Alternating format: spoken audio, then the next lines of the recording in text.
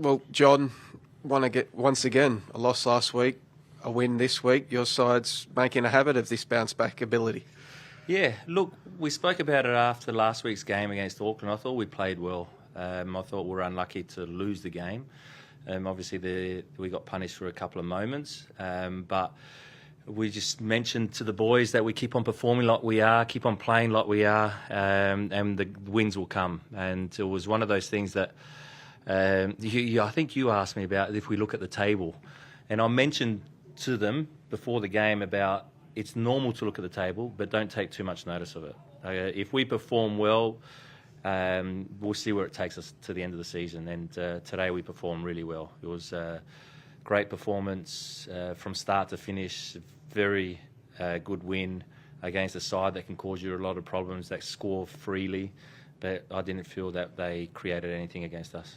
Well, I mean, on the subject of the table, second place Adelaide have come here and you've beaten them 3-0, doing it pretty comfortably. I mean, I know you've beaten Auckland 4-0 and that, but is this one of, if not the most complete performances from your side this season across all facets? Yeah, but every game throws difficulties at you and throws different problems and also that you have to come up with different solutions. Adelaide are a good side. Yes, they are sitting second. Auckland sitting first, and they threw some other problems at us. Went very direct, and so we had to deal with that. And next week, Mariners will throw something different. So we know that no game's easy. We just have to be ready for every game. So it was a good performance. I can't talk about every single performance that we've had this year, which one was our best, but I think we performed well in the majority of them. Pretty slick opening goal. How pleasing was that? Yeah, great goal. Great, really.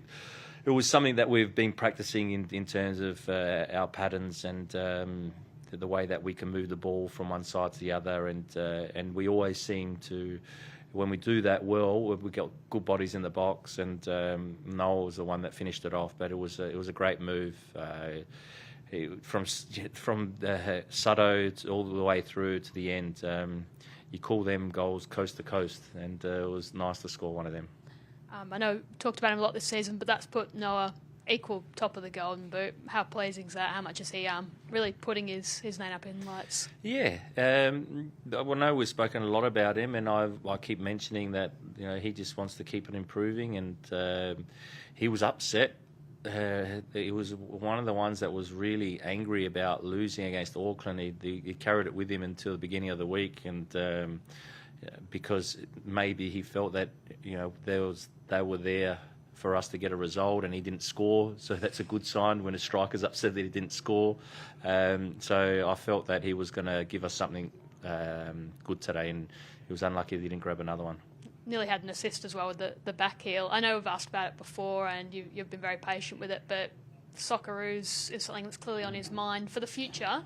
Is it something he can sort of push towards as early as these windows? Yeah, I don't know about these windows. I'm not the coach of the Socceroos, but in terms of the way he's performing, I would love Noah to get selected for this window, but if he doesn't, it doesn't mean that he's not going to be a future Socceroo. I really do feel that there's so much left in him.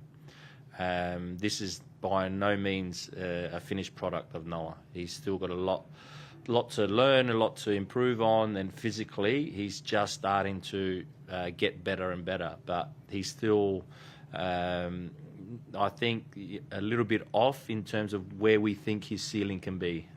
So if he doesn't get selected, I don't think he should be too upset. He should just keep going and keep moving and keep improving and keep doing well for us, and then the other things will fall into place. Just on Dylan Leonard, comfortable game for your side, but he was just switched on, even last week against Auckland. The guy's 17. It's funny, if Donachie didn't go down injured, he probably wouldn't have got a chance this season. The way he sort of grabbed that chance, what do you make of his form this season, his ceiling? It's one of those ones that you see the more he plays, the better he's getting, and physically he's getting better as well. I thought last week against Auckland was the best he's looked all season physically, and the majority of our players. So I feel that we're coming into a pretty good period of physically the players are looking good, because today was tough conditions. It was hot, 5 o'clock kickoff, a bit windy. Then the players have to work through that. But our boys did it and did it really well. And Dylan's one of them. Dylan's really now starting to, get used to the levels of A-League, but also the intensity of training. And so the more he trains with us every day, and the more he gets through those difficult spells, which he will have, the better he's going to be. And you're right, he read a lot of good situations today, comfortable on the ball, and he plays out well, doesn't panic. And even if he makes a mistake or a bad pass, he still wants the ball next time. So that's a good attribute to have. And just on Abel as well, after the game, speaking about how much he loves the club being here, his growth, a bit older, but he just seems to be playing with a smile on his face and doing really well. Yeah, again, Abel is one of those players that can cause any opposition problems. Last week, we didn't feel that he had his best game, but this week in training, we could see, we go, okay, Abel looks like he's on this week. And so it's just now him finding that consistency. If he can do that week in, week out, he'll be a headache for any opposition. And also, he'll cause not only problems, but create chances for us. But I was probably most pleased about the way he worked defensively. Mm-hmm. It's the best I've seen him work defensively. And so he's starting to physically feel better. Again, he'll still have ups and downs, but he was unlucky not to score as well today. We noticed him tracking back right near the end there. Is that what's particularly pleasing? Because he was clearly lively from the beginning, but it was when things were not in danger of getting hairy, he was getting back and yeah, that was pleasing. That was really pleasing because that shows that he's working for the team, and that all the boys are. They really want to achieve something, and to do that you need to work hard together, and that was pleasing for him. And look, he's a really good kid, so he wants to do it. Sometimes physically he can't. So let's hope that he's starting to build that sort of foundation to help him get through games. And he lasted longer than what we thought. He did really well. Towards the end, he was spent, but that's expected. Yeah, just checking, he was just spent at the end when he hit the deck a couple of times. Yeah, I was hoping it wasn't anything, that's for sure. But I asked him, he said no, he was just, I don't know if he was cramping all over or what. John, looking ahead now for your side, you're again back up into third, and looking at your run home, looks like it's somewhat set up for you to have a good run home. I know there's been a lot of talk about premierships and the like, but it's increasingly looking like second place will be good enough for an Asian Champions League elite spot this season. What would that mean for the club if you can go on a run and secure? Because you didn't get to go to Asia when you won the championship. What would Asian qualification mean for this side? It would mean a lot for the club, but that's a long way away. And as a coach, I don't want to look too far ahead. As a coach, I need to make sure the players stay present and make sure that they are working hard every day and training well every day, and then the performances will be there. And I know that we talk about our run home, and it looks like that it is a good run home, but every game's hard, every game's difficult. We've seen it. There's teams that least expect to cause problems will cause teams problems. But if we're playing well, we believe that we can get a result against any team. We've been asking you a lot about your young players this season, but one of your senior leaders, Ben Garuccio, he's come back. He got the assist today for Noah's goal. And I asked him last week about Socceroos, and he says it's something that he'd give his right arm for. He feels like he's played well enough in the past to get in, but hasn't got there. There's a bit of doubt about the left-back position at the moment for the Socceroos. Is he a player that you think is putting his hand up? With performances, yes, he's getting better and better with each game because he did miss a chunk of our start of our season. I think this season, in terms of setting up goals, is probably one of his best since the first year when we won the championship. So I think that's getting better. Again, that's something that it's out of my control and also out of Ben's control. But if he doesn't get selected, I hope that he doesn't put his head down, and I don't think he will. Because he's having a really good back half of the season that we expect from Ben Garuccio, because he's got good delivery, he makes good runs, especially when the ball drifts inside, he can get on the outside, and then defensively he can organise and he defends forward really well when we're pressing. So he's been good for us, and you can see now probably at the start of the season we weren't creating as many chances on that left side. Now we're creating a lot of chances and scoring goals from that side. Do you think he's really thrived with the armband as well? Because it can go either way for players. You make them captain, they can grow into it, or they can not respond well. Do you think he's one that's really relishing that role? Yeah, it's one of those ones that you're right, you don't know how it's going to go.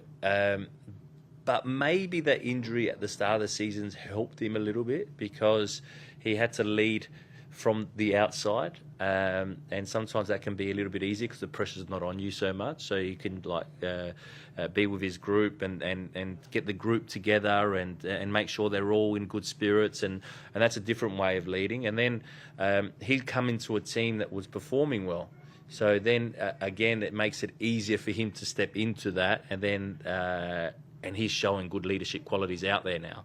So it might have worked in his favour and our favour, that situation. You always look at, all right, we're disappointed he got injured, but what are the the bonuses of that happening, and what has happened for him has been a real positive. Milestone match for you today.